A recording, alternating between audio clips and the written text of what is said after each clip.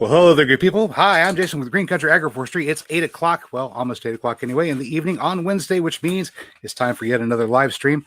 I hope you guys are doing great out there. If you're watching on the replay, I'm in the middle of wiping off a bit of sweat and leaves and other stuff at the moment because as we move the time to 8 o'clock so I can take advantage of that extra hour of daylight, I've been using all of it, particularly today. Got a lot done. I'll tell you all about it here as soon as the commercials are over. And of course, we've got our kitty cat with us here.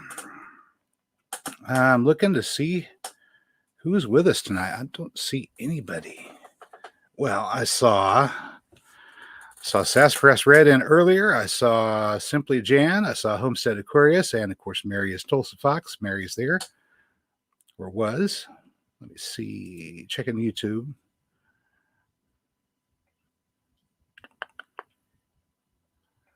Because it's not showing me that you're there in StreamYard for some reason. Oh, joy, the tech. Today has been a great day for technical difficulties. The internet crashed just as I was getting ready to come on. And then the microphone stopped working. And it's been one of those days. Let me see here. All right, I can see there's some people watching. Yay. Well, who else came in? We got Chris Dixon, White North Forge. Howdy. We got Mackenzie Lindstrom coming in. All right, now it's showing me that you guys are here. All right. I was a bit worried. It's like, okay, I know they were here a minute ago. It's probably those commercials, those pesky commercials. Wouldn't you like to just get rid of all of them? Well, of course, you can get rid of commercials. If you want to get rid of the commercials, it's very easy. All you have to do is become a channel member. And once we have enough channel members and I don't have to worry about making advertisement revenue, I'll just make all of my shows ad-free and we'll just monetize it that way. What do you think? Is that a good idea? Hello, Cranky Frankie. Oh, did they come today? The seeds came today. Scott, that's good. I mailed them out Monday. Monday, I mailed seeds to Cranky Frankie, and he got the seed vault, and I threw in some extra stuff in there for him. And we sent out seeds to Gail, and we sent out seeds to Carl, and we sent out seeds to Free Handling Made. And yesterday, was it yesterday? Yeah, yesterday, Tuesday, I went ahead and sent out the order for the T-shirt for Mr. Z. He's got the navy blue. We don't have a child's medium, but small is pretty close to the same size. He'll grow into it. It'll feel him a little bit loose to begin with, I guess, but he's a boy. He grows fast. And then, of course, Rusty Pepper got hers in navy blue as a 2XL. And, you know, they don't cost that much. The 2XL cost me like $20 to buy and ship. And the small size costs, I think, $18 altogether. The shirts aren't that expensive. I mean, they're decent shirts. They're not too expensive. And you can, of course, get those by going to the website, greencountryagroforestry.com. They're fulfilled by a third-party company. They print the garment to order and then ship it. And the way that works is whenever you make the order, the printing company charges my bank account for the cost of materials and the ship.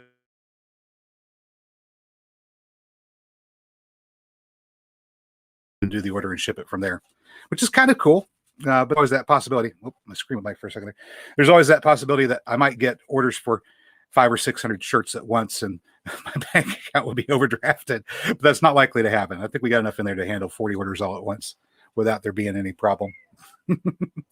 Oh, and Sassafras Red. I was going through the replay of the garden party celebration, and when the vote came up that Carl won for the heirloom seed pack, I watched on the replay and checked the votes again, and you guys were actually tied for the prize. So since I'd already packed it up and shipped it out, and since I know that you wanted some, yesterday I packed up and shipped some daylilies and walking onions to you. So they should be arriving probably around Friday. I hope you like them. All right, so got 9 people in here. That's probably a good time to start talking about the topic of the day, which is putting an end to world hunger. And, you know, hungry people starving has been a problem that the world's faced for as long as, well, we can remember. And every now and then we get together and we try to do something about it. And we've tried all of different I can't talk. We've tried all different kinds of ways to deal with the issue of world hunger, with people starving. And there are people going hungry in America. There are people going hungry in every continent on the planet. And throwing money at it doesn't seem to help.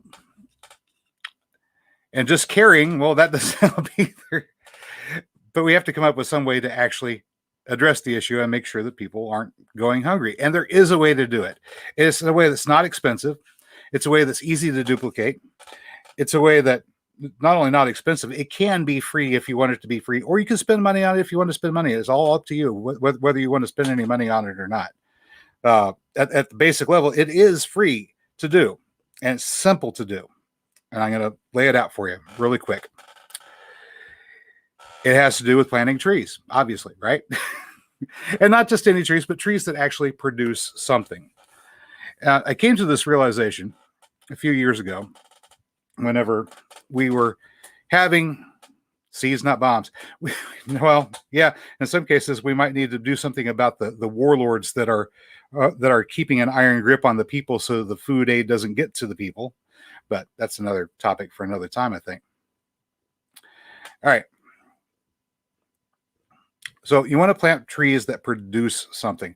And this thought first occurred to me a few years back when we had a bunch of people that were temporarily displaced, I suppose you could call it, that were camping in and around the houses here. And of course, the topic of how do we feed all these people comes up.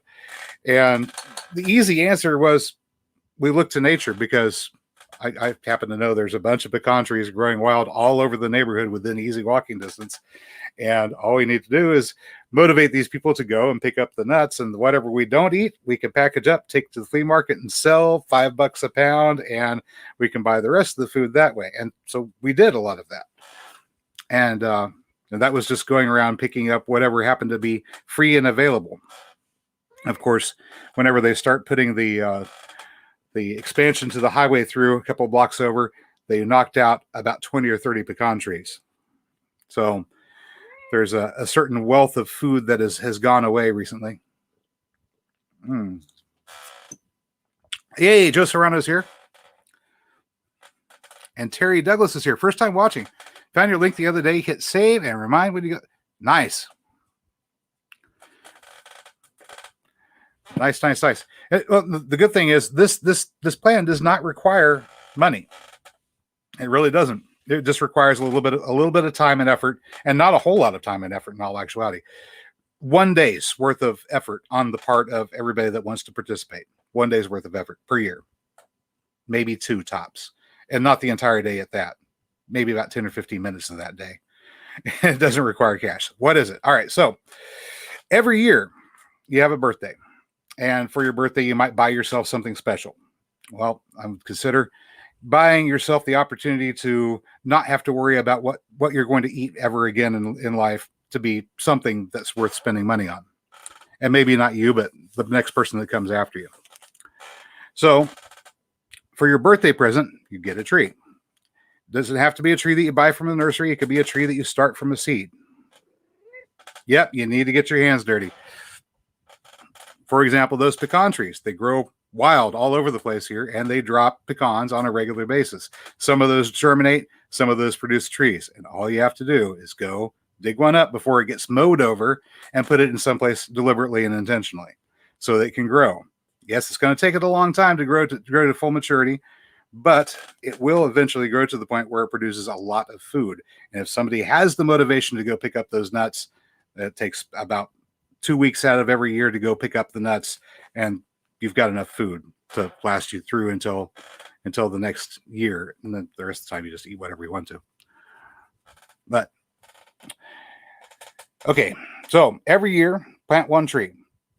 Pretty simple. If you have a child, every year plant 1 tree for your child until your child turns 18 and they can start planting trees for themselves. So we now have 2 parts. Part 1, plant a tree every year. Plant 2, if you have children, plant 1 for your child every year. Part 3, and this is the hard part, teach 2 more people to do the same thing. And that's really it. Do you have to plant them in your own yard? No, you don't have to plant them in your own yard. You run out of room in your yard, go to your neighbor and say, hey, Would you like for me to plant some fruit or nut bearing trees in your yard? Plant a nice little privacy hedge to give you some shade and maybe some food. And if your neighbor doesn't like the idea, then go on to the next neighbor. Costs you nothing. I'll go plant the trees right in your yard for you. Run out of neighbors to plant trees in. Plant them in the parks. Plant them in the cedar medians. Plant them alongside the highways. Anywhere you can possibly put a tree in, ask permission. Hey, can I plant a tree here? And if it's a municipality and they say no, then say, okay, I understand, and then wait until they're not watching and plant it anyway. If you do this, plant one tree every year. Plant one tree for your child every year. Teach 2 more people how to do this, or teach 2 more people to do this. Then this will grow exponentially. Within 3 generations, food will be so common that the idea of people not being able to afford to buy food will be ridiculous, because there's no point. You want food, it's there. Go have it. Eat it. Right now, occasionally people will come by and they'll pick pears off of my pear tree. And I don't mind that they do that, as long as they were ripe. And this last year, they weren't ripe whenever they picked them. So it was unfortunate.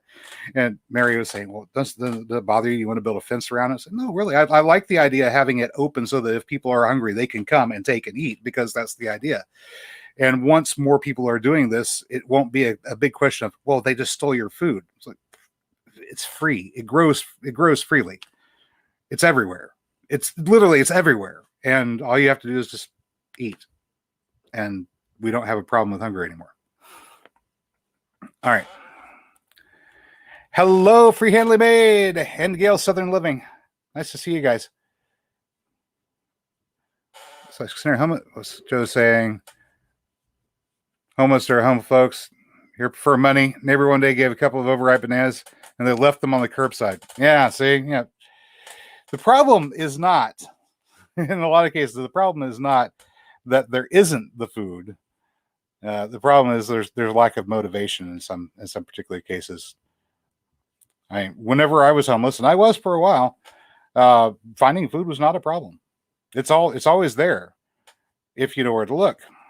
Most of us that have gotten comfortable with roofs over our heads and money coming in on a regular basis don't really think too much about having to scrounge up something to eat. But it's a real challenge for some people. But whenever you've got the resources available, it's no longer a challenge. Okay. Terry is saying, I remember you now. I watched 2 or 3 videos yours many months ago on gardening. Never seen your live stream. Plant fruit and nut trees. Plant oak, maple. Yeah, exactly. You're teaching your grandkids how to plant. This is awesome. All you have to do, teach 2 other people to do the same thing. And every year. Now, I've actually got a schedule for this. If somebody has a calculator and wants to add this up, I'm going to go to a screen share and kind of show you a diagram. Well, we'll build the diagram as I go along. But let's go to screen share. Oh, let's do a bigger screen than that. There we go. All right. So this is my free paint program. I set the parameters for 1200 pixels by 1200 pixels. So each pixel is going to be a 1/10 of a foot. So let me find some nice green color here. There we go. And we want to draw. I want to draw a circle. We'll make the brush width a little bit bigger so you can see it. All right. So you just got home from the hospital. Your child has been born. Congratulations. You're a new parent. That's wonderful. Now, if you're a couple, you don't both have to plant a tree. You can if you want to. There's no rule against planting more than one. But here's the idea for your child's first year, or the year, or the day that they're born. And we don't want that. We want the outline. There we go. On the day that they're born, we're going to go ahead and plant a big tree. Now, if you've been following along, we know that these guys are called the canopy trees. They're the ones that get the tallest, take the longest to grow. And ultimately, if we're talking about a pecan tree, if you're here in the United States, anywhere from zones 5 through, well, as far as the U.S. goes, they can grow in the tropics. Some cultivars can even grow in zone 3, apparently. I'm not sure exactly which ones off the top of my head, but there have been some Burbanks of pecan cultivars to make sure that we can grow them even further north. All right. Hi, Kitty. Kitty is being annoying today. All right. So first year, or whenever the child is born, we plant one pecan tree. That's going to be represented by this circle right here. Of course, this space, if we're counting it out in square footage, this is 1,000 or 14,400 square feet, which is exactly 1/3 of an acre. All right. So here's a pecan tree. If you're going to be counting up how much food that produces, the easiest way to do it is estimate about 3.3 pounds per year. That gets you at about 50 pounds at 15 years, which is roughly whenever an orchard starts to be in production. But they'll continue to produce on up there until it hits the full 60-foot spread. And if you want to follow along with your calculator, then by the time your child is 18 years old, then multiply that by 3.3. If somebody can get the calculator, put that number in there up on the screen, share that with us. We'll know how much food that tree will produce for your child by the time he turns 18. That is when he's born, or she's born. All right, and we'll draw another one for first birthday.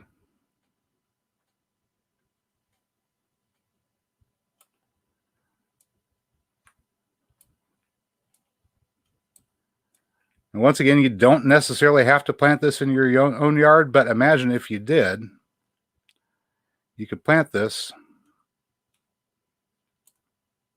Hang on.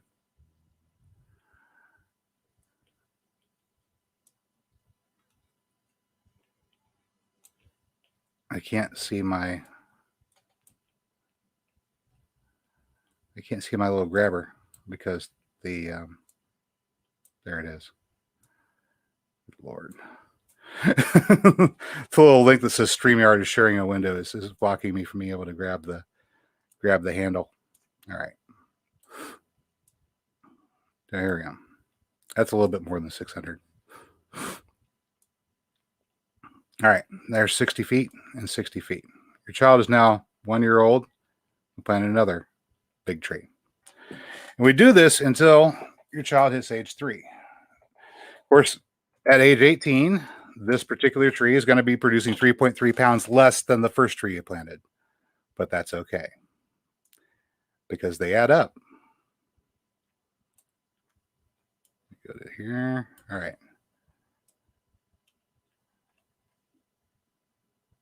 Second birthday. Another big tree. And here we go, third birthday.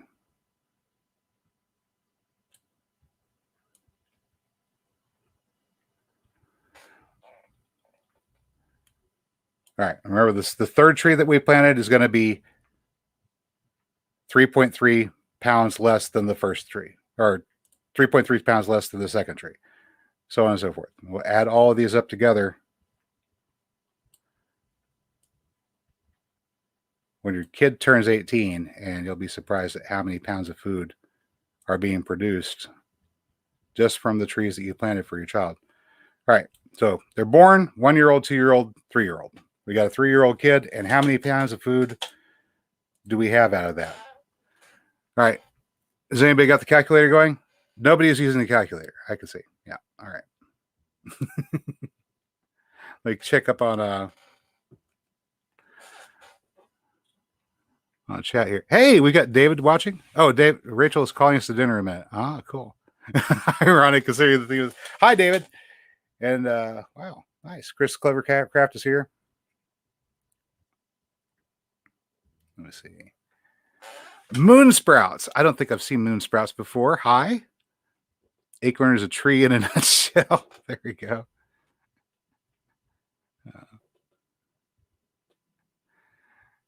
Robert had to be a fanboy for David. Well, we all love David.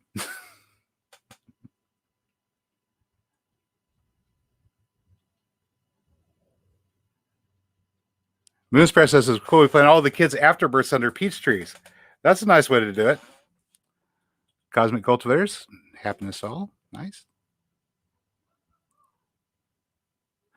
Well, Terry, you said acorn equals shade tree in the future you can sit under with your grandchildren. Well, it's not just that, but depending upon the kind of oak tree you're planting, acorns are edible. Some are more edible than others. Like red oaks, not really all that palatable. White oaks make nice big acorns that take a little bit of processing. The one that I planted is a bur oak, which is maybe one change of water and then it's ready to go. So they're edible for us, and of course you can feed them to goats or let deer come along and eat them too. Kind of way of having meat on the hoof that feeds itself. Joe Serrano is saying Moonspress is cool. So each of your tree is named after your kid. That's nice. Yeah. Broke Farmer 76, good evening. Chicken Johnny, good evening. Hi. Wickshire Project Billy, hi. How you doing? I borrowed an idea from you and to put that into a video on taking care of groundhogs, making noise. Tried little bells. We're going to try a few other things too. All right. Carl's off the grids here. Brian Perendi is here. Revenge of the Nerds. Yeah, Broke Farmers in the house. All right. Let me get my calculator out since somebody else. Okay. So Sass Press Red says we're up to what? 223. Oh no, you're talking about your solution to pests. All right. So I've got my calculator out here, and let's go ahead and add it up here. We have 3.3 pounds by 18 years. So that first tree that we planted when your child was born was 59.4 pounds. 59.4. And 9.4. All right. So when your kid turned 18, that tree is making 59.4 pounds of food. Incidentally, the calorie rate for pecans is about 1 pound equals 2,000 calories. So you can say a pound of pecans in the shell, a pound of pecans in the shell gives you a day's worth of food, proteins and fats. You might want to come up with another source for carbohydrates and some of your essential vitamins and minerals. But as far as your main staple crop, that first pecan tree, almost 60 days worth of food per year for your kid. All right. So your second one is going to be 56.1. So that was 56.1. And then the third one, this is when your child turns 18. Third one is 52.8. And the very last pecan tree in that block is only 49.5. Okay. So I have 49.5 plus 52.8 plus, where's the rest of them? 52.8, 56.1 plus 59.4. And we get this number here. You're close, incidentally. Sean, you were close. But not quite 223. It's actually 217.8. Oh dear.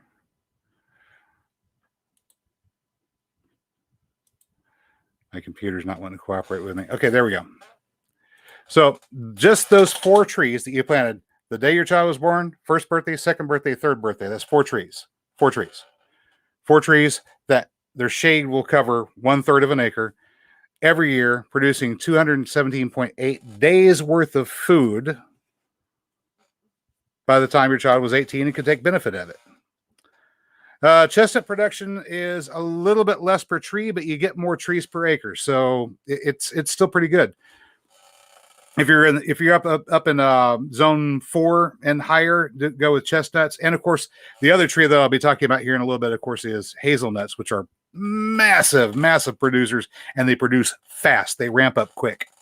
All right, let me go ahead and get to a widescreen for just a moment. Got Thorhaven, what? Alan Turpin's in here, what? All the cool kids. All right, try grenades.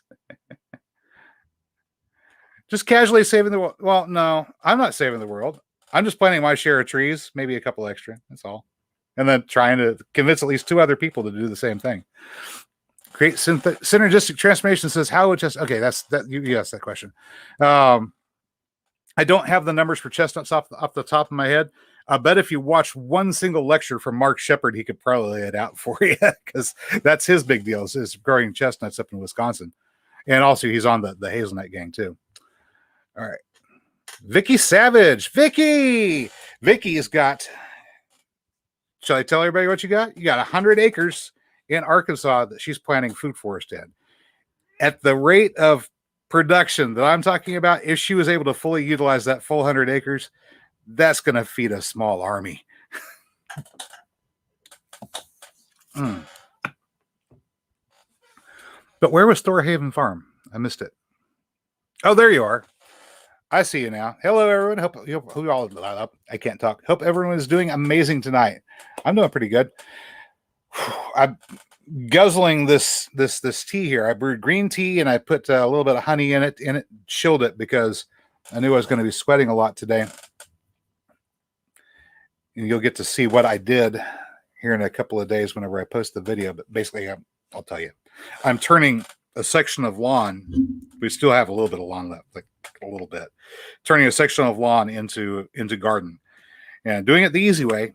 We're not ripping out the sod. We're just sheet mulching and topping it off with wood chips, and then letting it soak down for a bit. Let the mushrooms and the bacteria do their work, and then I'm going to plant a few things into it, particularly, into the soil. I'll cut open holes in there and put compost in, and then plant into the compost. We're putting in nitrogen fixtures in the form of alfalfa and clover, and then we're topping that up with perennial buckwheat and flax, and then some annuals, and putting in some borage and some amaranth. So we have a variety of different dynamic accumulators going in, and that will get that ground prepared for future years of putting something else in there, because it needs a little bit of improvement. All right. Anyway, let's see here. You found a good therapist. Lawn is a garden sin, says Billy. Yeah, I heard somebody talking about this. It said back a long time ago, there was an Indian prince, some Raja or something, and he wanted to impress his wife or wanted to send her off in grand style, and so he built this building, this grand palace called the Taj Mahal. And out in front of the Taj Mahal was a patch of grass that was perfectly maintained by a cadre of widows using hand shears. And the European lords would come and they'd see it and go, "Oh, wow, that's wonderful. We don't have anything like that at home. I'm going to go home and I'm going to make my own." And so the lords would have their own little patch of grass that was carefully maintained. And now we've passed on into the modern era, and we still have that feeling that we want to have this patch of perfectly maintained grass, which actually does absolutely nothing for us whatsoever, except say, "Hey, look, I'm so wealthy, I can afford to waste this space."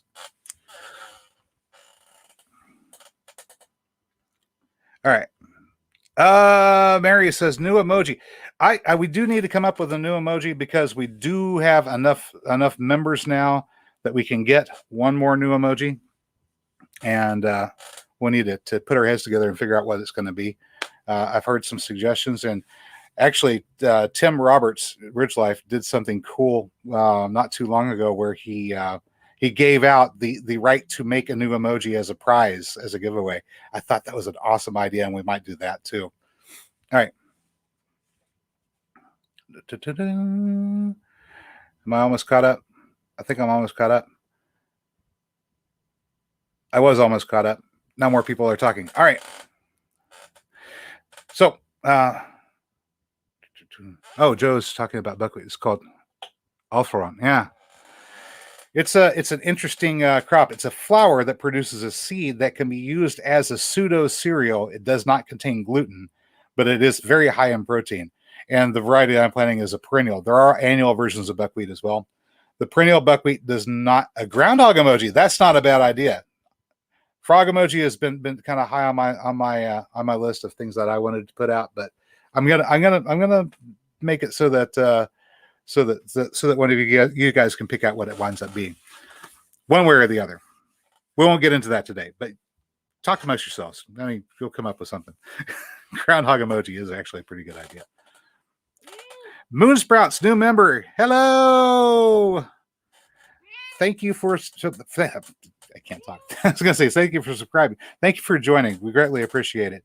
As you guys know, who are already members, we do giveaways. Members have a tendency to get a little extra things from time to time. The people that have the $4.99 a month membership, whenever you've got a question or a comment that requires that I do a little bit of extra research, I will go out and I will spend the time to research and give you a good answer, because by golly, you're paying me for it. The people at the $9.99 membership level, we get a few other extra things, including shout outs, a card in the videos, a little section at the bottom with Members Hall of Fame, and coupons for our web store, which currently now actually has daylilies for sale. That's our first actual plant that we've got coming up, is the Hemericalis fulva daylily. Those are up for sale. The $9.99 members, of course, get as their very first coupon a $5 off any purchase coupon, no expiration date, so you can save it and spend it whenever you find the thing that you really want to get. And then the other coupons every month come out at the beginning of the month, and they're posted in community chat where members that have access to them can see them. And those also no expiration date. So theoretically, if you're a $9.99 member, you can just save up your coupons and then just go, I'm going to buy whatever I want out of the web store, and you can. All right. So Moonsprouts was talking about planting placentas under peach trees, and peach trees is what I'm going to talk about next, because your child was born, they're 1 year old, 2 year old, 3 year old, they're coming up on their 4th birthday, and we're going to do something special for their 4th birthday. Let's get my screen back up here if I can find it. Is it there? I don't see it. Okay, there it is. All right. So we're coming up on their birth, 1st, 2nd, 3rd, their 4th birthday. And we're going to plant something different. We're going to plant a fruit tree. But most of your fruit trees, if we're doing this sort of an open structure with the canopy of these pecans stretched as far as it can possibly go. Incidentally, commercial orchards don't plant them this far apart. They plant them really, really close together. At this planting rate, you'll get 9 per acre, maybe 12 per acre at this tight of a planting distance. All right. We're going to plant some fruit trees, but understory trees take up much less space as far as the footprint than these pecan trees. And we're going to say maybe about 20 feet across. It says 60 feet across. So we'll draw these at 200 feet or 200 pixels, which is 20 feet. Sorry, not 200 feet. What am I saying? Right about that size. That could be a peach tree. And we're just going to plunk it down right here. See how neat that is? So as the sun is passing overhead, I don't know if you can see the little crosshair, but I'm kind of moving it in a little arc across here. As the sun is passing overhead, whenever it's directly overhead for at least 4 hours of the day, this little tree is getting full sun for at least 4 hours a day, and then another 4 and 4 on a full day of partial sun. So even if it's something that says it needs full sun to grow, it's going to get enough light, even without having done the work to have the right kind of mycorrhizal associations going on at the root level. But you guys are smart, and you follow the channel, and you know what we're about, and you're going to be doing that stuff too. All right. So understory trees like peach trees or cherry trees or plum trees, pear trees, somebody name another fruit, any other fruit. Pawpaws. You could do pawpaws if you want to. Banana trees. Hey, if you're down south, you can do all kinds of really interesting stuff. In the tropics, you can grow a lot of food. I mean, a lot of food. This is just temperate from zones 5 through 9, give or take, and still mega productive. All right. So if you're planting understory trees, plant 2 trees instead of 1 tree. So if you're planting a canopy tree, plant 1 tree. If you're planting understory trees, plant 2 trees per year. So here we are, 4th birthday. And then 5th birthday, we come along and you don't actually have to plant it on the birthday specifically. Plant it at the appropriate time of the year to plant. If it's an evergreen, plant in the spring. If it's a deciduous tree, wait until fall whenever they're dormant to plant them. and then they'll have very good success. All right, there we go. So now we've got our just four fruit trees in the understory. Aren't those pretty? It's starting to look like some sort of a pretty little pattern there. Let's get back over to here. We were at 217.8 pounds of food, or days of food, whenever it all comes down to it. Moonsprouts grew up in Hawaii with food everywhere. Oh, all right. I love Hawaii. It's very pretty. The people are nice. It's just really high cost of living. Well, I don't know. On the Big Island, it is. I've been through there a couple times.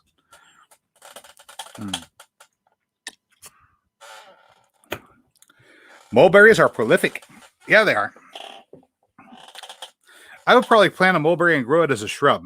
Just keep it shrub size, because once they get too big, I mean really big, the birds get the food and you don't. Not that there's anything wrong with feeding birds. I do believe in feeding the birds, because you feed the birds enough, they're going to be around to eat the bugs, and a bird eats its weight every day. Whenever they start making babies and need to feed the babies, they feed them high protein, which is insects. So worm castings, yeah. And there's Lioncrest. Farmer Q is here. All right.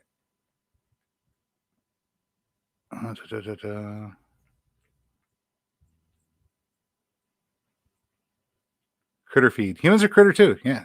Or critters too. Exactly. Farmer Q just harvested a boatload of collards and broccoli leaves and is about to plant more. That's awesome.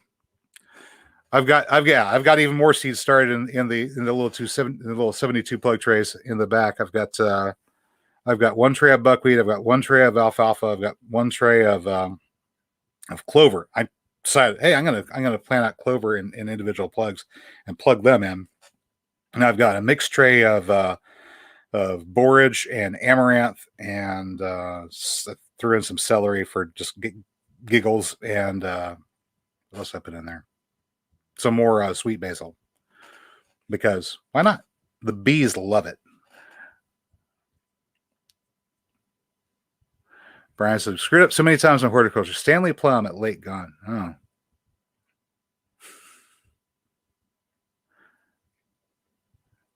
And Vicky is at 6B. All right. All right, really quickly here. We were at 217.8 pounds, or days worth of food.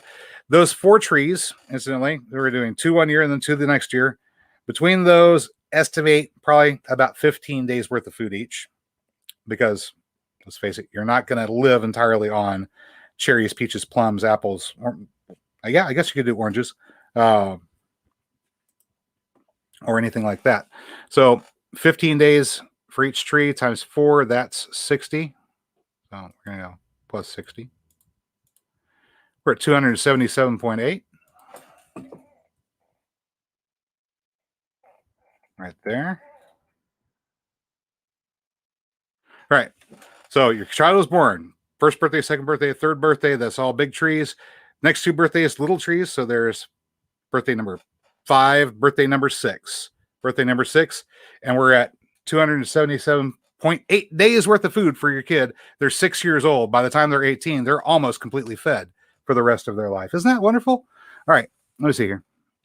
Yeah, celery. So, okay, Gail saying, or Vicky, sorry. I'm sorry, Vicky. I was calling you Gail. Celery requires constantly moist soil, and some people react very badly to physical contact. Really? I never had any problem with celery. I'm involved in a competition called Shed Wars. One of the challenges for the competition is to see who can grow the biggest stalk of celery. So I selected a variety that has some pretty good large size genetics, and we'll see how big I can get it to go. I don't know that I'm going to get the biggest stock, but I'm going to try. It'll be fun. Robert saying mulberries are just a beast for food and propagation for more. Yeah, Robert has done a lot of work with propagating mulberries, especially from seeds, and he's got a few videos on that topic.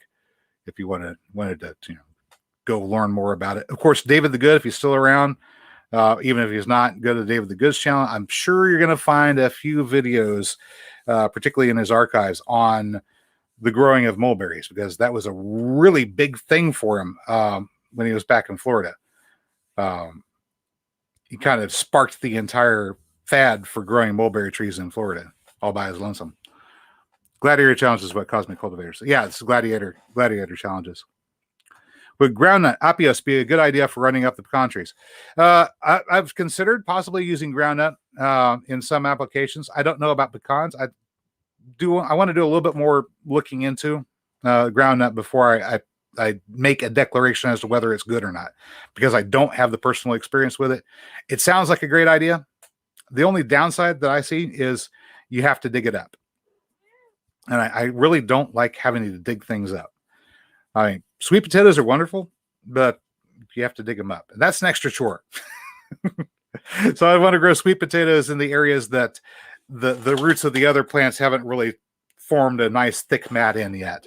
And then once we've got an area pretty well covered with forest, then we move the sweet potato production into other places. But sweet potatoes they're wonderful because they're both a vine and a ground cover. And they could fill either role. You can run them up into a tree, or you can let them cover the ground. And those leaves of the sweet potato plant are also edible, so you can throw those in your salad as well. Brian is asking how my mushrooms are going. Not as well as I would like, in all actuality. The mushroom beds I started, I put half of them with, and these are in the same bed, mind you. I put half with King Stropharia and half with Italian oyster mushroom. And what apparently is happening is those two different fungi are having a competition amongst each other for the resources. And it looks like King Stropharia is winning out, but they're fruiting infrequently. So my recommendation, if you're going to be trying to grow those types of mushrooms in little raised beds with wood chips on your own, is to plant one variety, or to inoculate one variety into each bed and not have them try to compete with each other. So that was that experiment. So the next time I build a mushroom bed, I'm just going to put in one variety per bed and go on from there. And then hopefully we'll get the production that we're looking for out of them. And Robert's right. It's hard to beat tubers for survival crops. It's just, but once you've got nut trees that are heavily producing, you don't need the tubers as much. Let me catch up with our talk here real quick, chat. So question about groundnut, very good question, incidentally. And I've considered it as a potential vining plant. Right now I'm running a hardy kiwi, and I will be running in the future passion flower and a variety of muscadine grape, the bronze muscadines, or scuppernongs they're sometimes called, up into the trees. That's a North American native wild grape. The original vine is on Roanoke Island, Virginia. It's not very tasty, but that thing is over 200 years old. Very long lived and grows in the shade. Hardy, resists everything. The more modern cultivars, they've managed to selective breed them to be even bigger and sweeter. So we'll have nice, sweet, I guess around 23 millimeter, give or take 23 grapes coming off of those vines. So yay! All right. Mackenzie says going to grow my grocery store prop celery in the weird container. Gonna try to cover a couple challenges at once, huh? Terry's asking if people plant by the moon phases in the Farmer's Almanac. No, I don't. It's more, I'll look at the almanac for a rough idea, then see what the weather's actually doing whenever the day comes around. Vixie Vixie. Yeah, Vixie. Hello, Vixie. Vicky rented a patch in Bellevue, Washington last year and was told that celery was banned. Wow. That's this. Things are weird out west.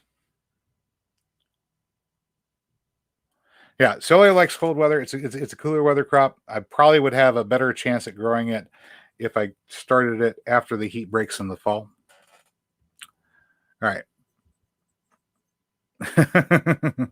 Oh yeah. Garrow celery is going to be probably the biggest of anybody's.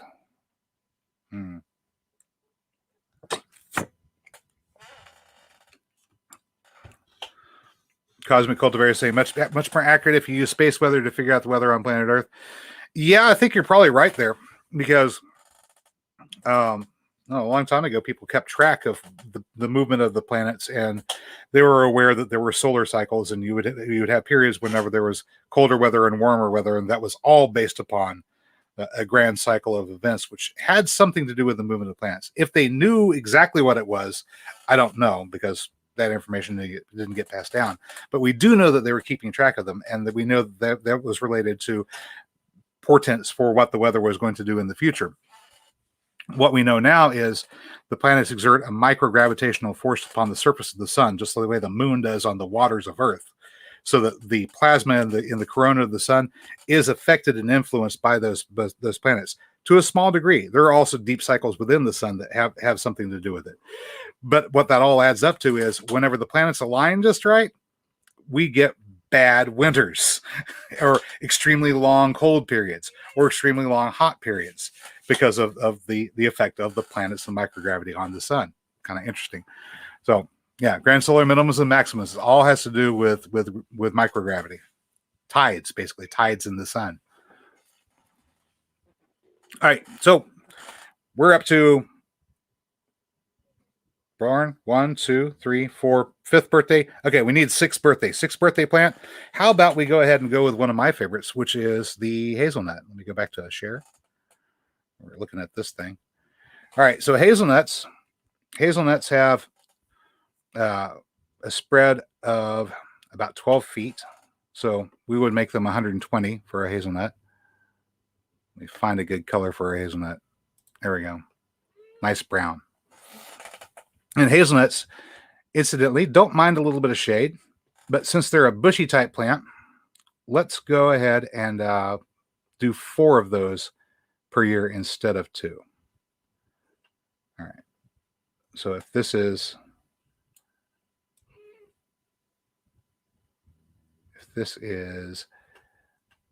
10 pixels per foot, 10 pixels per foot, then we're going to go right there. There's one.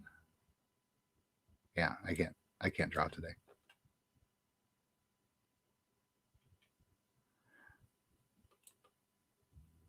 Would this go better if I had a great big dry erase board? Okay, that's 121 and 125. That's close. All right, so there we go. So they're going to be a little bit in the shade of this pecan tree. Ting, ting, right there. And hey, I got an idea. How about instead of planting all hazelnuts, we mix it up a little bit? Nah, let's stick to the hazelnuts. Hazelnuts is fine. I had a plan.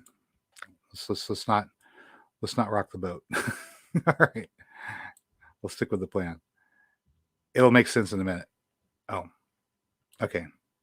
That one's a little bit bigger.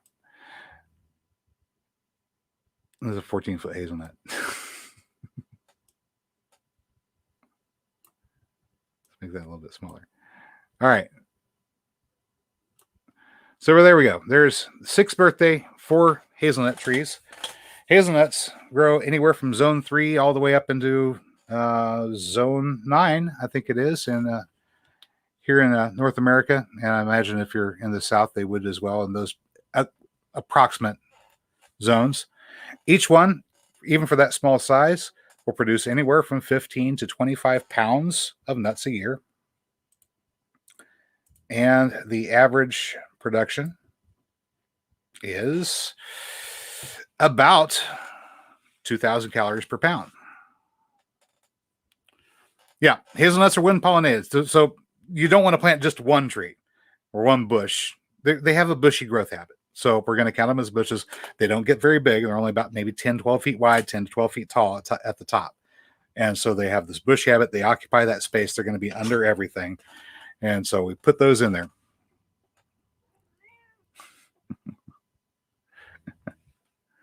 All right, here we go. Assuming we're having bad years or just average years, we're going to go 20 pounds per tree. They're going to hit that maturity at about 9 years old. So if we started this on birthday number 6, by the time they're 18, they've reached maturity easily. Hello, Katie Moyer. Easily reached maturity. So in our calculator, we're going to add 20 pounds each for 4 trees. That's 80 pounds. Bring our grand total up to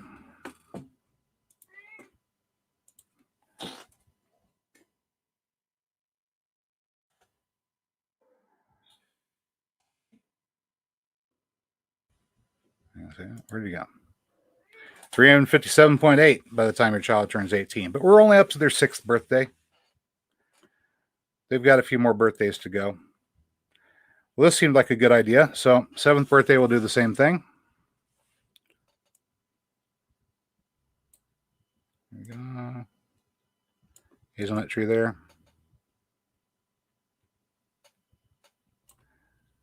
This one's a little bit on the big side.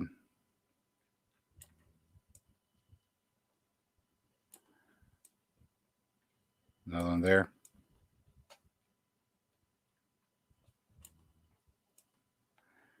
Another one there. Now, Brian was saying horticulture is for 30 years from now. Within 9 years after you plant a hazelnut tree, it'll reach its full production. If you were to plant 16 hazelnut trees, by the time 9 years have passed, you'll have enough food coming from those hazelnut trees to feed yourself for the rest of your life. Of course, you may not want to eat nothing but hazelnuts, so you can always take them and sell them and take that money and buy whatever it is that you want to. That's within 9 years. Name me a retirement plan that pays you off inside of 9 years. If you can come up with one, I would love to hear about it. All right. So we're at 357.8 pounds. We're going to add another 80 pounds by the time your child is 18. That brings us up to 437.8. Can't forget our 0.8 pounds there. Well, that's more than there are days in the year. So now we've got a surplus. What does your child want to do with their surplus whenever they're 18? Well, they might consider feeding a spouse. They might consider feeding children of their own. They might consider taking some of that and selling it. Well, I don't know. Once the time this spreads, there's not going to be no point in selling it because food will be free to everybody that wants food whenever they want to eat it. But up until then, it's worth something. All right. Yep. Eat the fruit our ancestors planted. We plant trees for our descendants. But if nobody planted trees for us, then we're just out of luck. We have to wait.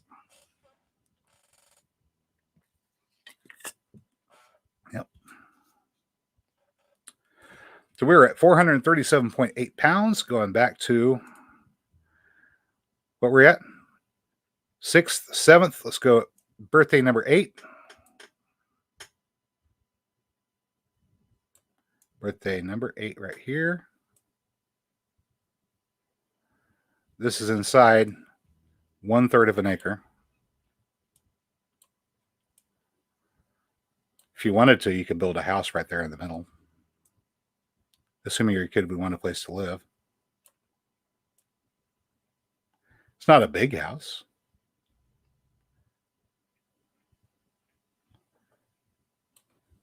But it's large enough for a person to live. All right. Let me bring my screen back up. We're at 437.8. We're adding another 80 pounds. By the time your kid turns 18, we're at 517.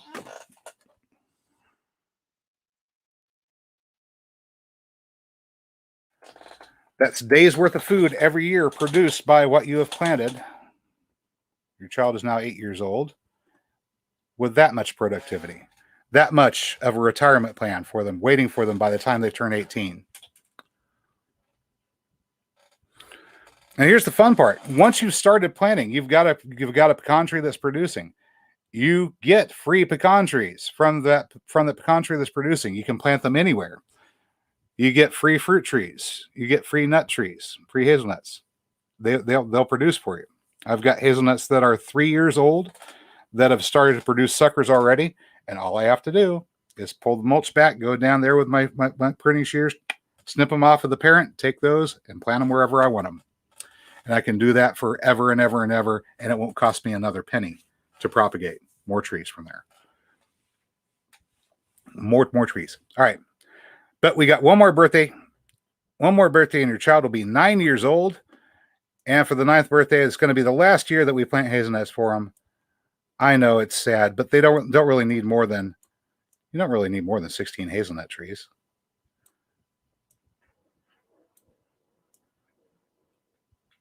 Okay, that one's a little big. All right, here we go. There's another one there. Of course, once again, you don't have to plant this on your own property, just as long as you're putting those trees out there in a place where they're going to grow and be available for somebody to be able to eat. So now we have this pretty little pattern developing here. Oh, it doesn't look lovely. Let me go ahead and look at our calculator. 517.8. We got another 80 pounds by the time your child turns 18, because that's 9 years. Ninth birthday is whenever we put those last 4 hazelnut trees in. 9 years later, they're at full production, and we're now at 597 pounds, or 597 days worth of food for your child, automatically produced. All he has to do is go out there, or she is go out there and harvest it. That's more food than they need to eat. And they'll continue to produce like that for the rest of their lives. Hello, beam me up, Mr. Scott. Yes, Carl, that's a lot of food. Now, hazelnuts, incidentally, if you go to them and every 9 years you cut them all the way back down to the ground, it resets the biological clock of the hazelnut tree. It'll grow back nice and bushy, and within 9 years be back at full production again. And of course, you take that wood that you got, and you can use that for fuel. You can use that for lumber. You can build your furniture with it. You can do anything you want to use it for. You could take it and make biochar out of it and improve your soil even further if you wanted to. Anything you wanted to do with that wood, you can do with that wood every 9 years, cutting down one of those trees. Well, you got 16, so you can just go in a circle every year. Cut down 1 or 2, let them grow back. Every year, cut down 1 or 2, let them grow back. So you constantly have a supply of building material, fuel, and so on and so forth coming from those hazelnuts, and they will continue to live and produce forever at that point. Forever. I mean, as far as we know, forever. The old hazelnut orchards in England where they've been coppicing like this have been maintained this way for as long as anyone can remember, and we've forgotten entire kingdoms in the period of time that they've been growing. Up in Scotland, there was a village that they uncovered towards the end of the last ice age. The people who lived there had about 80% of their diet was hazelnuts. So as far as a food that people can live on, oh yes, people can definitely live on hazelnuts. All right. Mackenzie is setting out a cherry tomato variety challenge. Ooh, I want to hear it. Hello, John. Hey, you made it home. Next door neighbor is still interested in hiring somebody to do some digging. He's still trying to tear out his sod, the poor guy. He's in his 60s. He can't do it himself. I'm not doing it. I've tried it before. It's too much work. Too much work. John's thinking about starting up a YouTube channel where he chronicles life on the farm. He's raising beef cattle. Might be interesting. John's my first cousin, by the way. All right, so we've got a 9-year-old kid. Yay. That now has enough food to get them through for the rest of their life, with extra left over so they can feed a spouse or children. Of course, hopefully, Vicky's saying hazelnuts respond well to coppicing and pollarding. Yep. Every 9-10 years or so. And that maximizes their production, and also makes sure that they never get to that point where they say, "Oh, I've lived long enough, I'm done now." If you never pollarded or never coppiced your hazelnut tree, they get to be about 40 years and then they would die. But if you cut them down, they grow back and they keep on growing forever. I don't know the specific number, but what I do know is that it is comparable to anthracite coal. Hang on a second. Got a hazelnut here. Obviously not one of mine, but I have been saving these up. And I don't know if Chris Dixon is still out there, but Chris, you're planning on going to the Pryor meetup, aren't you? And if you are planning on going to the Pryor meetup in Pryor, Oklahoma, here in 3 days, I have something. Oh, I have something for you. It is a 5-gallon bucket full of hazelnut husks. This is hazelnut husks, and the thing I want to find out from one of our friends that works the forge is, can you use these as fuel to forge metal? Because I've got some fuel here for you. But yeah, as just an alternative source of fuel, high BTU burning from the shells of these hazelnuts. So you get food and you get fuel from it too. Lila Shelton, that's my bonus mom, my adopted mom. Hi, long time no see.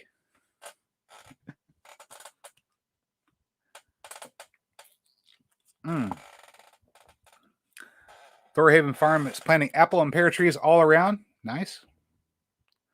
It's nice for the cows too because they get some shade and shelter.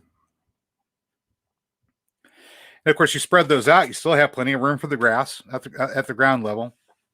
And the cows may browse a little bit and keep the lower leaves and branches trimmed. But there's nothing at all wrong with having cattle grazing in a pasture that's full of trees too. It's called silvopasture. Really effective way to maximize the space that you have to work with.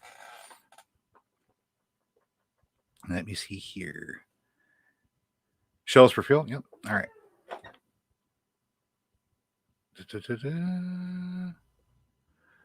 Vicky doesn't want to be called late for supper. All right.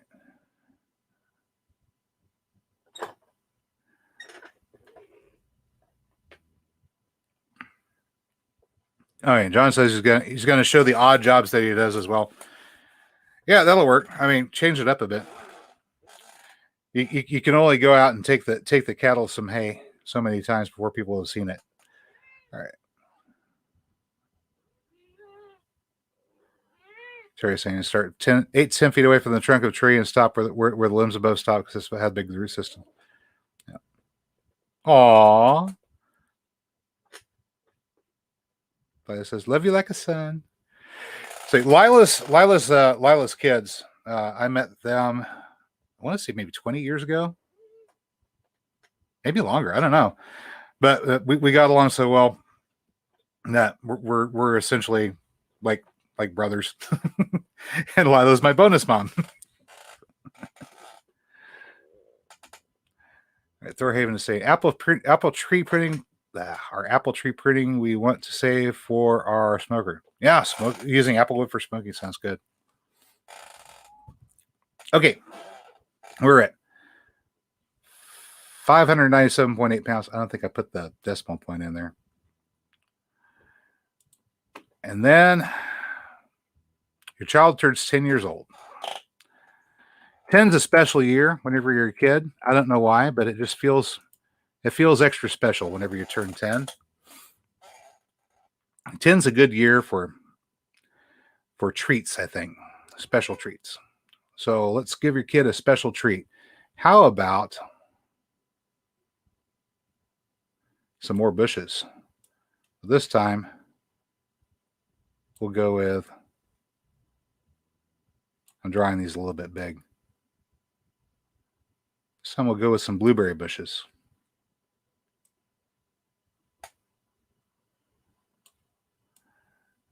I know, yeah, that's way too big. Let's get it back down to about 120. There we go.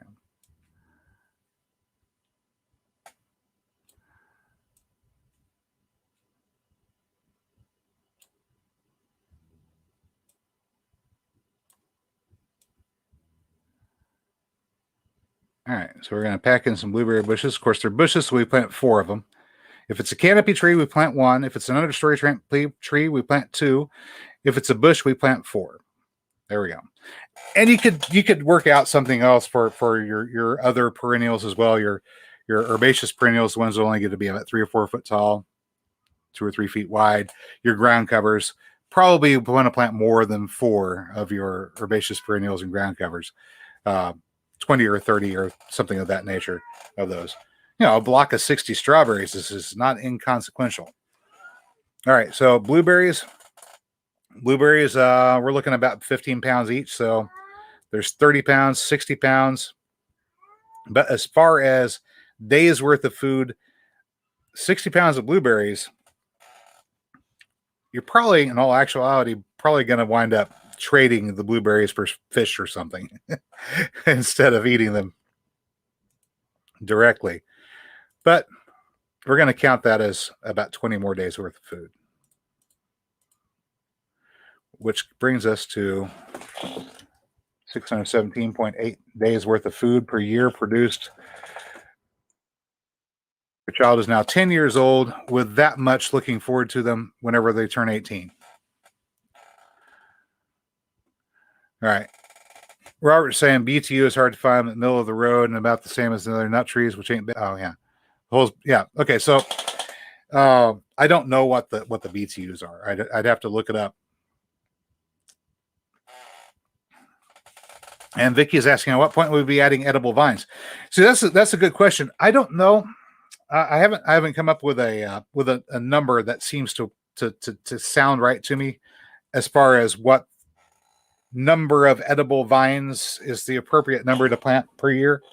Just think in terms of how easy it is to plant them, perhaps, and then go from there. Maybe vining plants count as the same as shrubs. Plant 4 per year if you're going to plant them. But if you're asking about when I'm adding edible vines here at my place, I've already added 2 kiwis. We'll be doing a tour here whenever we get back from the meetup. I should have some things to show you about that point. I'll tell you about them right now. I've got kiwis coming up. Of course, the south side of our driveway. If you watched Mary's video, no, Sean, 60 pounds of blueberries a year. 60 pounds a year from 4 mature blueberry bushes. 15 pounds a year. It may be somewhere around 40 to 60, and they can fluctuate. All right. So I do have the kiwis out there.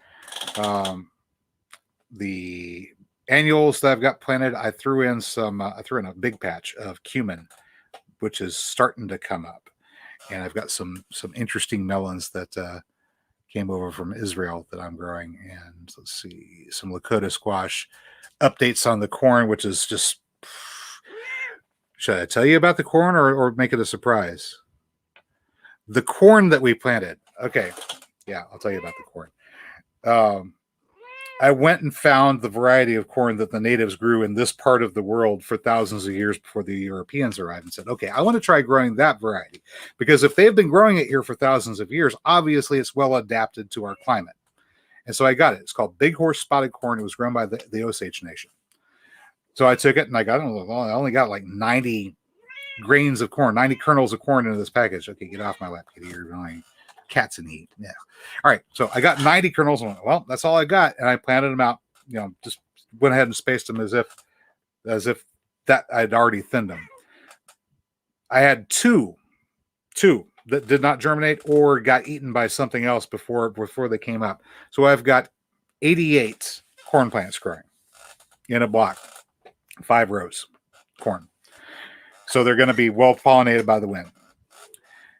They're shooting up. They're nice. They're dark. They're green. They're loving it. But something else that they're doing that kind of surprised me is I noticed that they're growing side stalks. Now, once upon a time, before corn was selectively bred to be the way it is now, corn used to have multiple side shoots. And some varieties still have that genetic tendency to produce side shoots. Well, each stalk will produce 1 to 2 ears of corn. So your main stalk is going to produce 1 or 2, probably 2. Each of those side stalks will produce 1 or 2 ears of corn. And these are having, some of them have 2 extra at the moment that I'm noticing, 2 extra side stalks. So we're looking at perhaps up to 4 ears of corn per corn plant. At least on the ones that produce that at that rate, I'm definitely saving seeds from those, and we're going to try to continue to propagate those, especially if they're ones that have the little speckles on them, because apparently the speckled variety is starting to disappear. So we're gonna try to keep that. Does corn like a lot of water?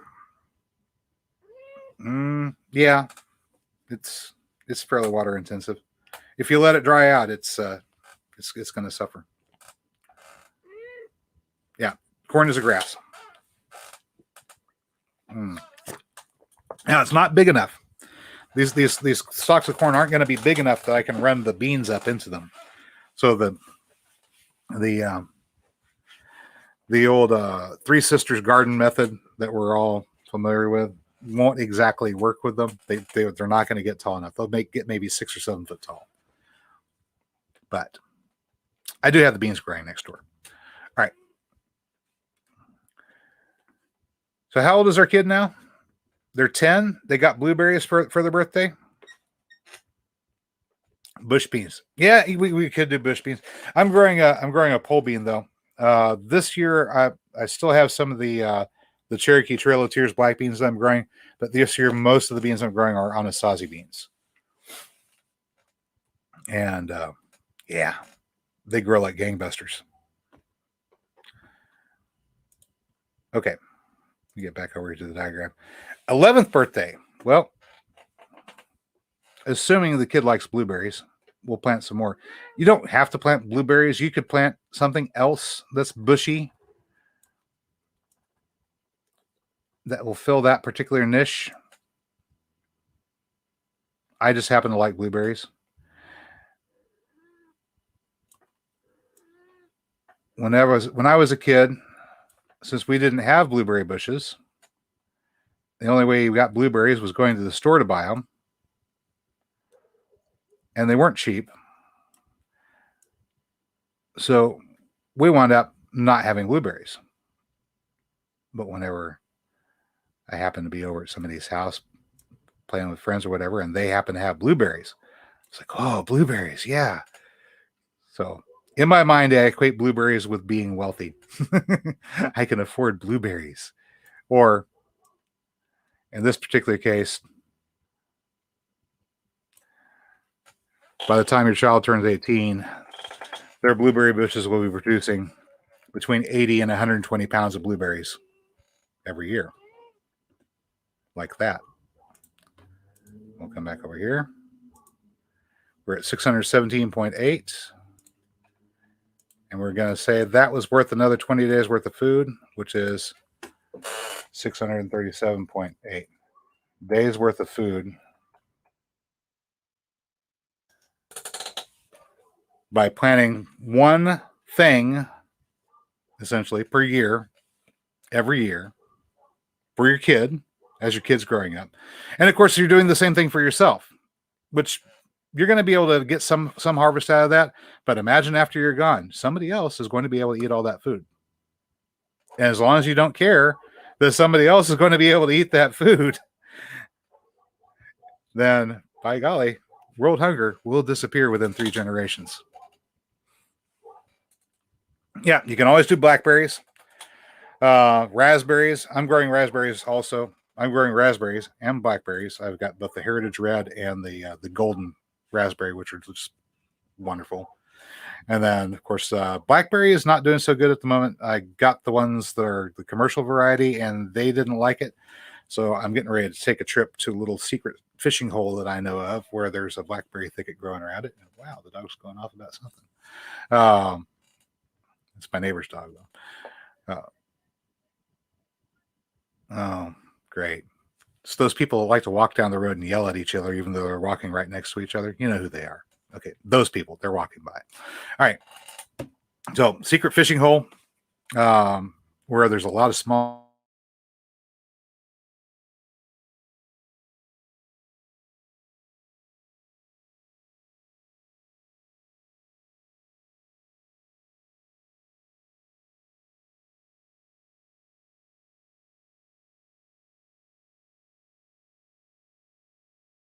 math. There we go. All right. Do we still have audio? My screen froze over here. I don't know if anything happened over there, but my screen was freezing up. All right.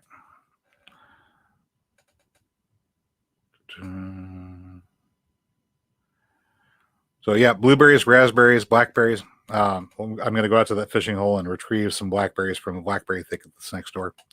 Some of the best blackberry jam I've ever had came from those bushes. All right. Good tip, Terry Douglas, for everyone planning to plant fruit trees and you have deer around. The deer love to eat the young, tender limbs growing on them, so be sure you put up a fence with small holes taller than the trees. Or be prepared to harvest deer. Or both. Joe's saying red corn is in season here. Yay! Eat it roasted, salted with red chili powder, salt, and lime. Oh, that sounds good.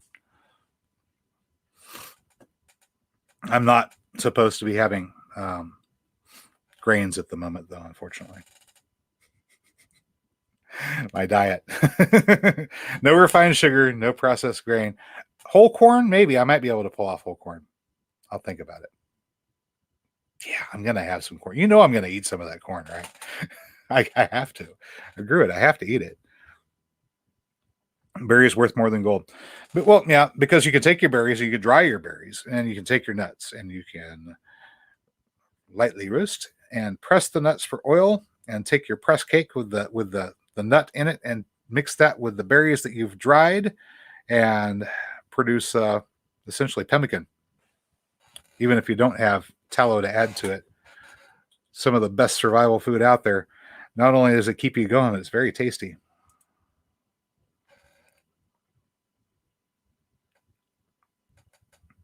Johnson, I can always come over to, yeah, well, the blackberry thicket out there on Turkey Mountain is a little bit closer than your place.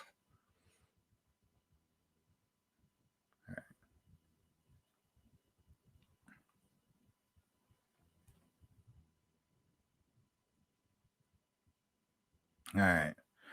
Terry is saying corn, peaches, and cream is your favorite type.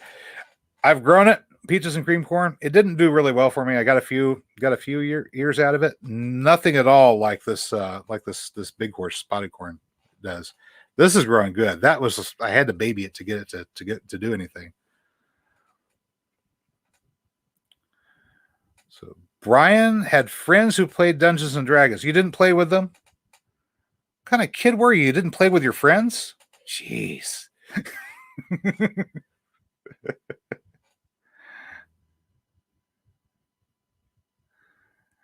Oh, Robertson, best fruit draws blood. So you're saying you got to have the thorns to appreciate it. I think I need a new chair. This thing is just creaking way too much. All right. Billy says you're the official dungeon master.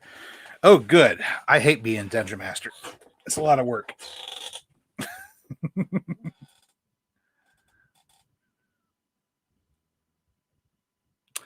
Joe's saying blueberries need acidic soil to grow. Well, yes and no. They need soil that's not too alkaline. Neutral soil to slightly acidic, they can grow in that. So 6.5 to 7 is just fine. There's some people growing blueberries at 7. Probably some growing at 7.5 too. So, hey, there's Chef Rod Stevens. You're lurking. Haha. Rod is one of the aforementioned brothers. One of a lot of those kids.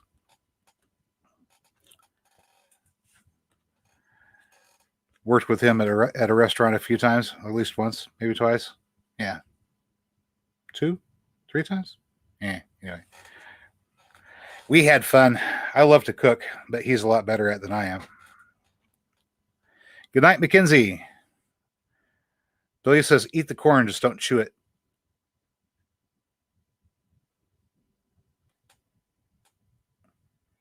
Let's see.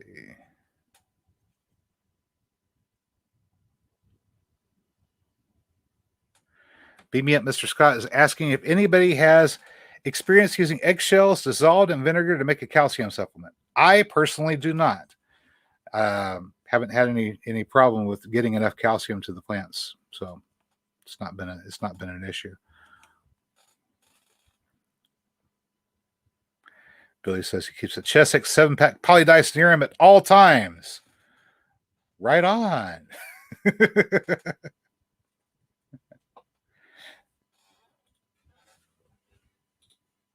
Hang on. All right, Billy. I don't have a full set, but there's a D20.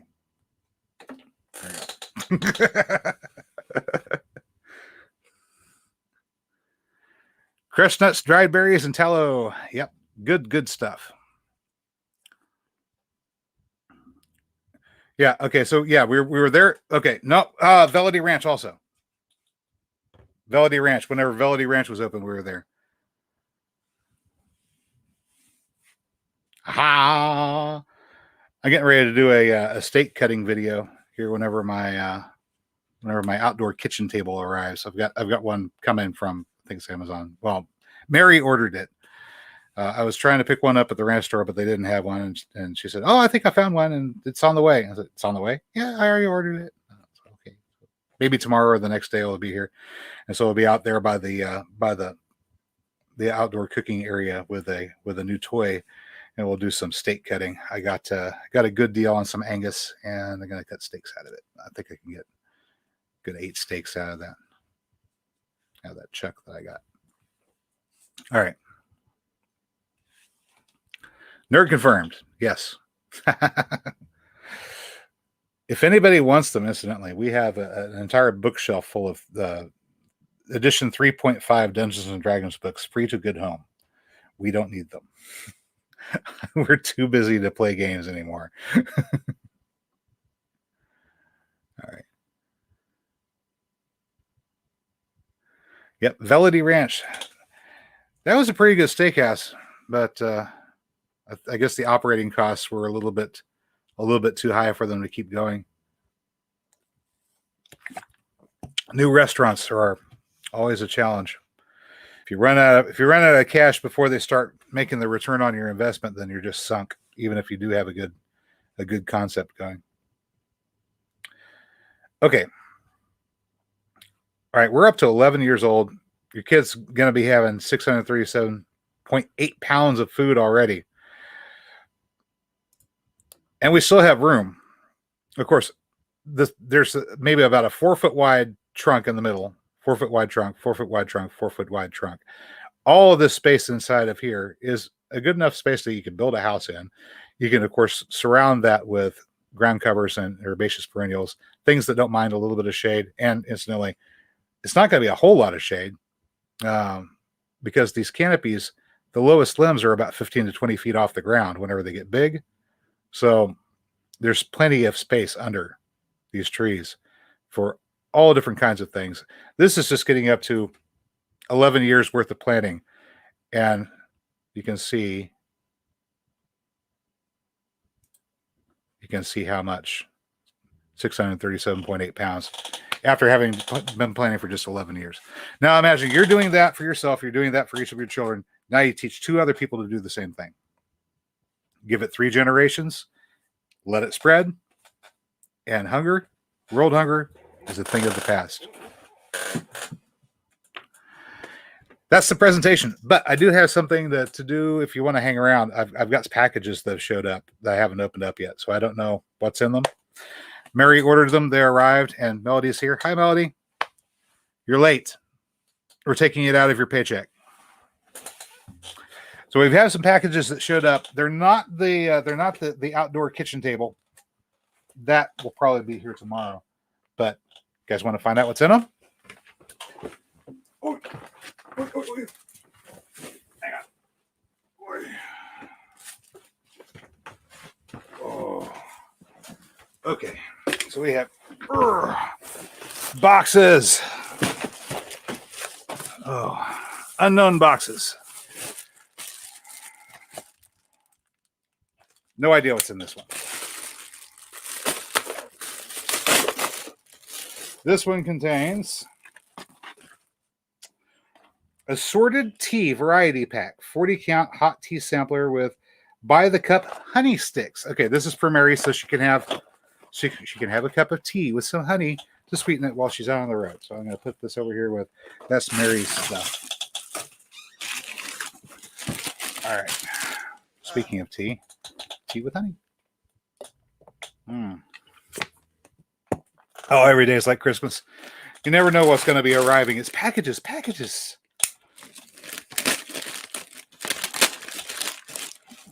Wow. Oh, I needed this, incidentally. because I used a couple. On Sassafras Red's shipment, I used 2 of these. And of course, whenever I'm shipping things like walking onions and daylilies and stuff like that, I use these. These are hefty Mega Pack 56 1-gallon baggies.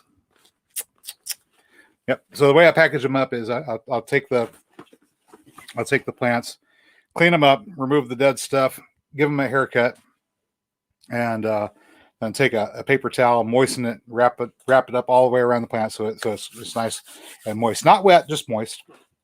And then put it into the bag, seal it up, get all the extra air out of it, and then take a Sharpie and write down what it is, and then it's ready to go. I've shipped them that way a few times now, and so far so good. They seem to arrive in good shape. Melly says, long day in the garden, 90 degrees. Oh my goodness, in Pennsylvania it's 90 degrees today. Jeez. All right.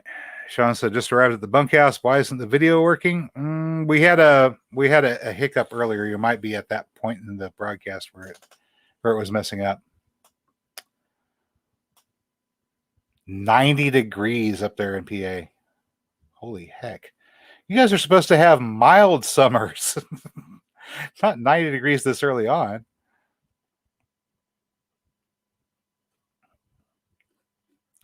All right. Billy was in the wood shop for 3+ hours making, hand carved by the Shire. That sounds cool.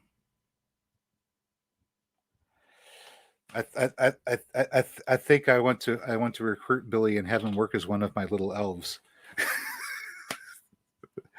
I've had this dream for a while. It's like, I want this property, and on that property I want a big horseshoe drive, a massive horseshoe drive with parking spaces in it, and all around the outer edge of that are little tiny hobbit holes, maybe a dozen of them. But at the very end, on the right hand side, whenever you enter in, there's a tavern, a pub, and on the left hand side is a workshop, and in that workshop we make wooden toys, and we just stamp them with or wood burn them with "Made in North Pole," and then we ship them out. So whenever a kid opens up their presents on Christmas, they have a toy that they can reasonably believe might have actually come from the North Pole. I think that's really cool. I mean, if you're gonna be doing the entire Santa Claus thing. All right. Really short enough to be an elf.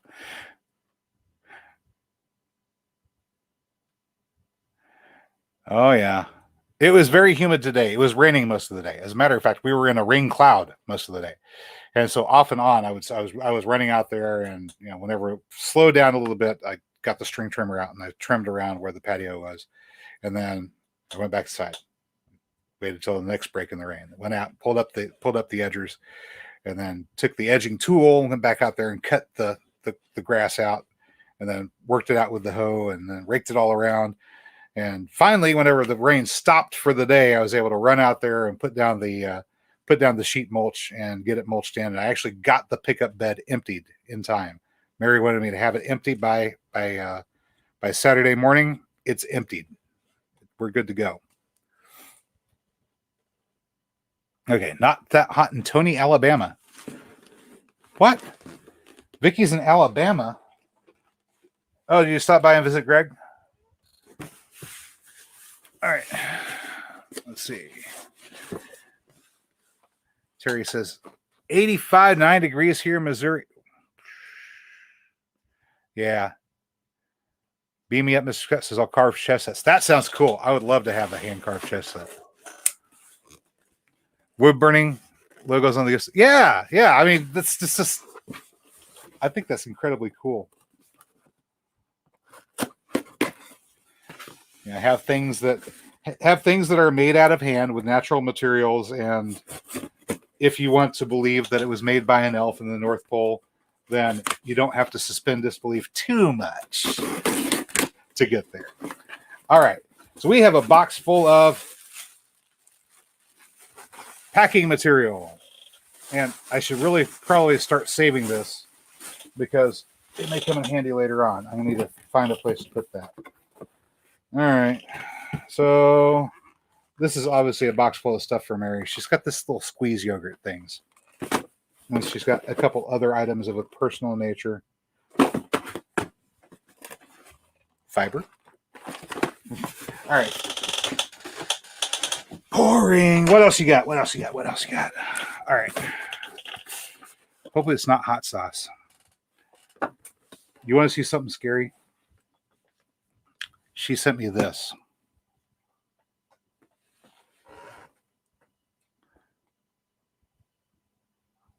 I looked it up. This stuff is 1 million Scovilles.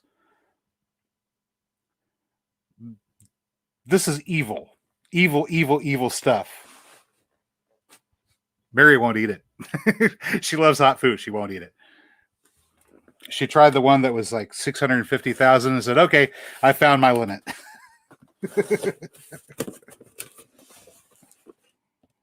Yeah, that's it. I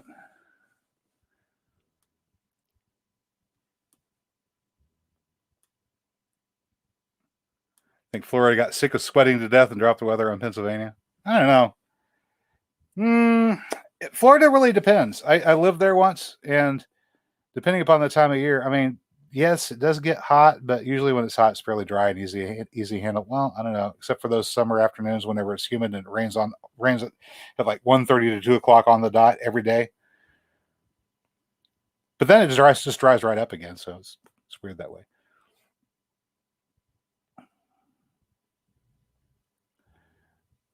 Yeah. Stay off Amazon. You got to tell that to Mary. She's got the Amazon addiction. I've got one thing that I've ordered off of Amazon. Actually, no, I've got two things I've ordered off of Amazon recently. One was ammunition for pellet rifle ammunition. I special ordered some good stuff for sniping a groundhog with, since we're just within city limits and I can't legally discharge a firearm, but I can shoot a pellet rifle. So, okay, it's a pellet rifle. It's a pellet rifle that does over 1,000 feet per second with a 14.3 grain pellet. That'll kill a groundhog. All right. Dave's Insanity. Yeah, Billy, that's it. Oh, she got the entire pack. Okay, so here's the Dave's Insanity. We tried this one.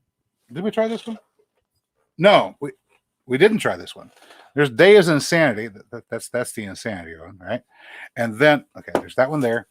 Of course, I showed you the Carolina Reaper, which is evil. And we tried this one, which is Beyond Insanity Ghost Pepper. This one was 650,000 Scovilles. Pretty serious hot sauce right here. It's hot. I mean hot. It's very hot.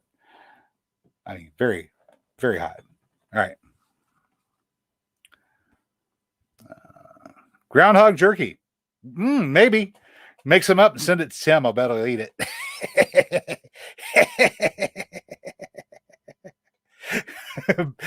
He said, lost your breath, choked and tripped all at the same 20 minutes. Oh yeah, I tasted it. I had one tiny dot of that stuff, and it's no, never again. I'm not touching it. I am not touching it. I'm still not fully recovered yet.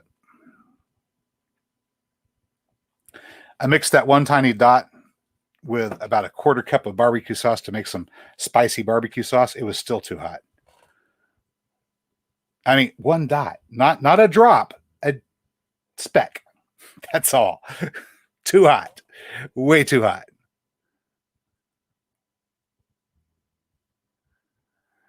Yeah, I mean, you'd have to make it with an extract to get that many that high on the Scoville rating.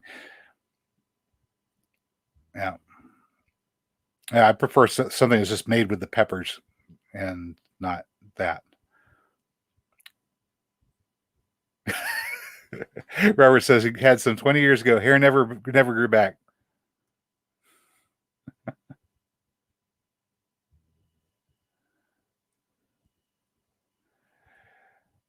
I'm pretty sure Joe is hotter than habanero. Because I had some habanero sauce not too long ago. It was actually pretty good. I mean, it's hot, but it's still you could taste it.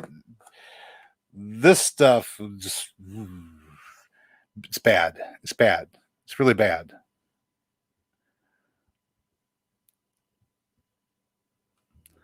Melody saying thank you to Joe for comments every day. Aw. Joe's good like that. All right. What is in box number? Which box number is this? Box number 4? Well, we have bag number 1, bag number 2. This is box number 2. Okay, box number 2. All right. Here we go. We have Taster's Choice individual packed instant coffees. Incidentally, if you happen to be, all right, here I am going to do my review interface and do the presentation. If you happen to be a hiker, a backpacker, or anybody that likes to be out in nature and would like to have a fresh cup of tasty coffee with you wherever you happen to be, try Taster's Choice individually wrapped. Of course, you do have to pack your trash out with you, but these actually are pretty darn good. If you just heat up your water, dump that in there, cup of coffee, it tastes like you brewed it. Well, close enough to it. You know, you've probably had those instant coffees where you put the spoonful into your cup, you stir it around, and you drink it, and you go, that doesn't taste like coffee to me. It's bad. It's just bad. These are actually really, really good. So there's a look at the box. Taster's Choice, individually wrapped instant coffees. This is for Mary, so she can have her coffee when she's on the road. So she can have coffee or tea, either one. Yep. Rod says if you want a sauce made from pretties rather than an extract, I could make you a batch of my Hellfire sauce. Oh, peppers. Hey, Rod, I've got some green chilies that I have been lacto fermenting since harvest time. I'm about ready to crack open that jar and go ahead and give them a good wash down, pasteurize them to make sure there isn't anything nasty growing in them, and then mash them up and then add vinegar and sugar and salt as needed. So we're about ready to make some green chili sauce, some good stuff. All right.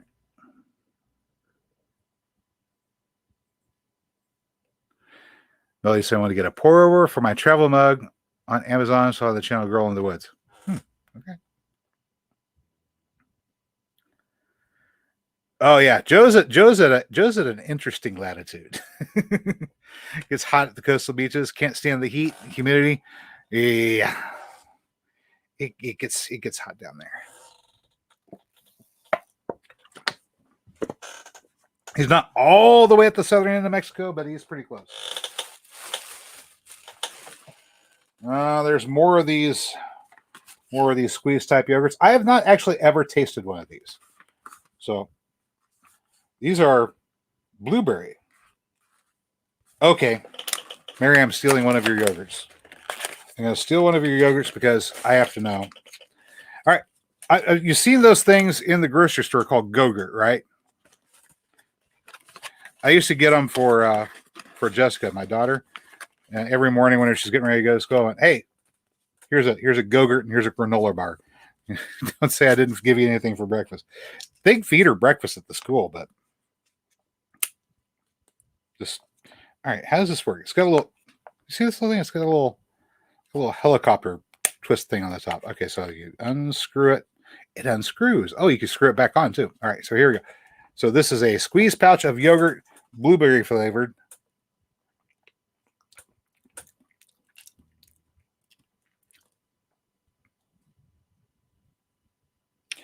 I don't see any blueberries.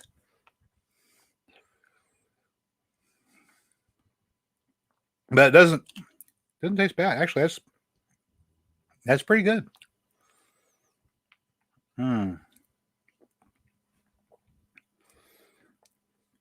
So yeah, shelf stable, keeps without refrigeration, yogurt on the go.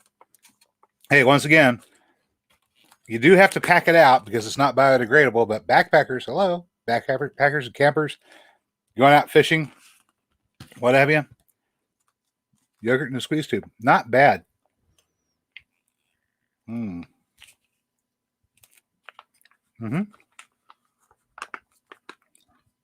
3 ounces of it.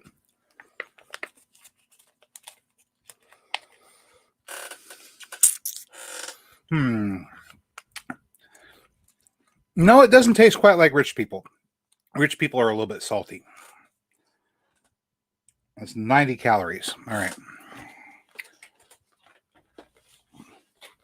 So whenever you go get your yogurt, you'll find that some of it's gone. All right. We also have, check this thing out, turmeric coffee. Mary got this stuff before too. It's coffee that has a little powdered turmeric in it. It's an instant coffee. It's probably about as good as Taster's Choice.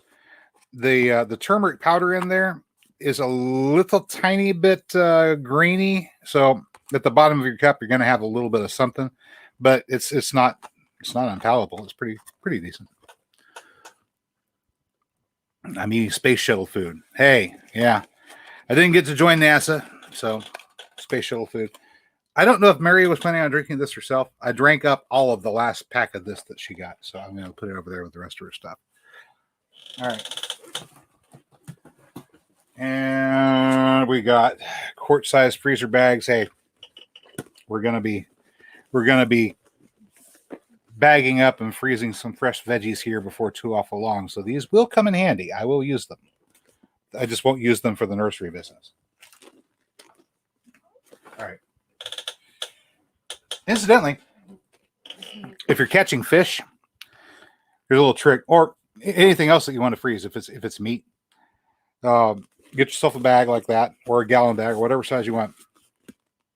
Fill it all the way up with water, and then take your cut of meat, whatever it is that you're going to freeze, and immerse it in the water in the bag. Then seal it. Freeze the entire thing. The water freezes around the meat, and you don't get freezer burned meat. So whenever you defrost it, you have water that you can use for cooking, I guess. You don't want to drink it. Obviously, it's had raw meat in it. But surround your meat with water before you freeze it, and your meat will not get freezer burned. Same thing goes for vegetables, too. You can wet pack vegetables and then freeze them. All right. Put that away.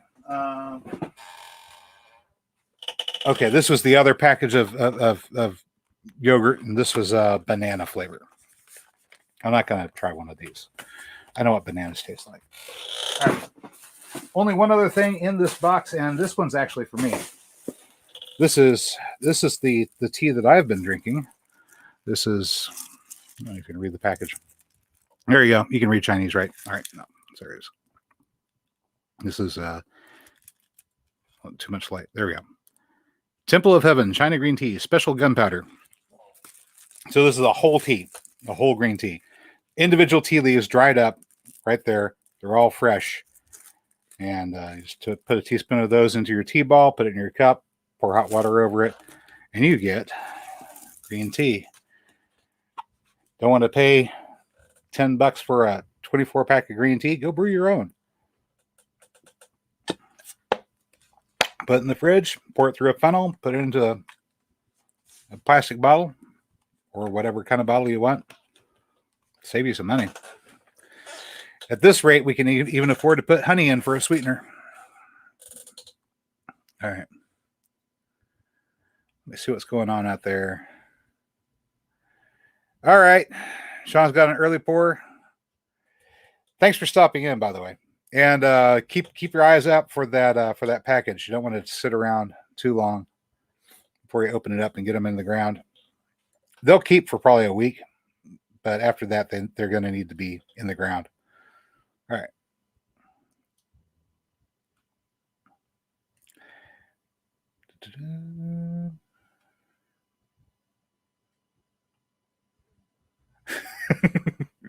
Yeah, rich people are saltier. I've eaten rich people before. All right. Ooh, Vicky's gonna grow some real tea, some camellia. Yeah, this is Camellia sinensis, the real thing. You know, the reason why we have black tea. Does anybody know why we have black tea? Orange pico cup, black tea, that stuff. It's really simple.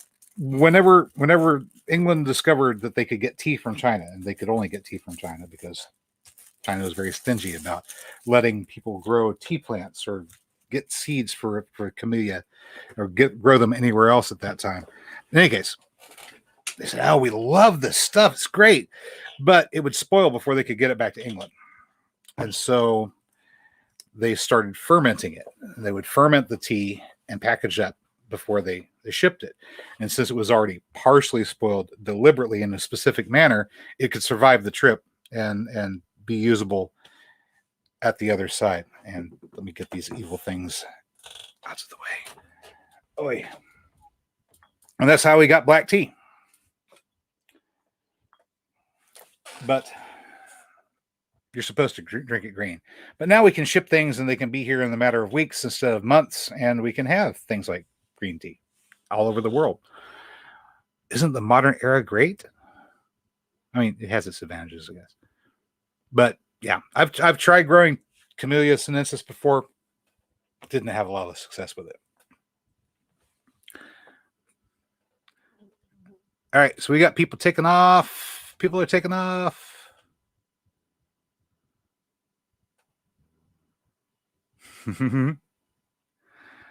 Awesome.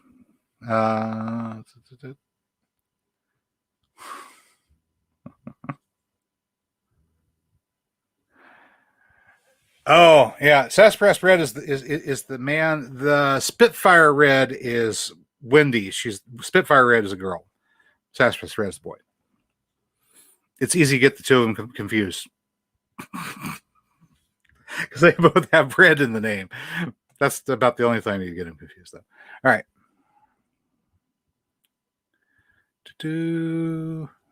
All right. We've got to the end of the chat, guys. All right. So yeah, Joe, Wendy Spitfire Red is a redheaded girl.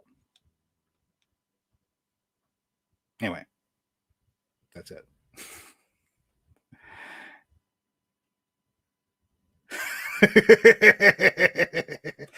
I look good in a kilt. Can't pull off heels anymore. All right, guys. I want to thank you for coming out and joining me tonight. It's almost 10 o'clock here where I am, and I've got to get an early start on my day tomorrow because I've got lots of stuff to do. Some of it will wind up on video, I'm pretty sure. Thank you very much for joining me tonight. I'd like you to think about what we talked about. Consider maybe making it a yearly habit. Plant a tree. Plant one for your kids. Teach at least 2 other people to do the same thing. That's it. If you can do that and pass that on within 3 generations, nobody is ever going to have to worry about going hungry again. And that's all I've got for you. As always, if you found the video informative or entertaining, you know what to do. And I will catch you next time.